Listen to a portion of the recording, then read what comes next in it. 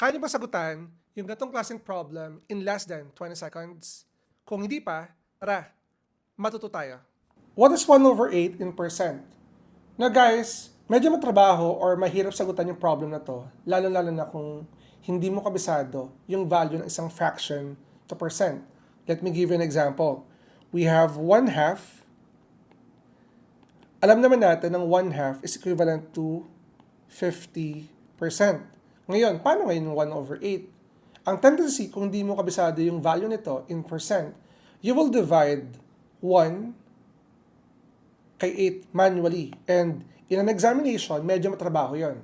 So gamitin natin tong pattern na to or technique na to kung paano ba natin madaling makukuha to in less than 20 seconds or in 20 seconds. So ganito.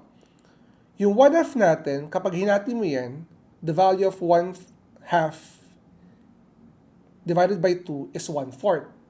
So kung yung kalahati ng 1/2 ay 1/4, ibig sabihin, ang value nito in percent ay kalahati lang nito. So ano bang kalahati ng 50%? Ang kalahati ng 50% ay 25%. Ngayon, alam naman natin na kapag hinati natin yung 1/4, ang value niya ay 1/8.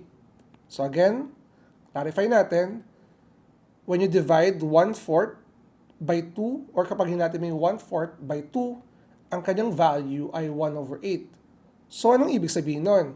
Ibig sabihin nun, yung value ng 1/8 in percent ay kalahati ng 25%, which is 12.5%.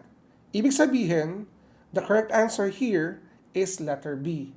As simple as that, you can use this pattern and that's it. Bye-bye!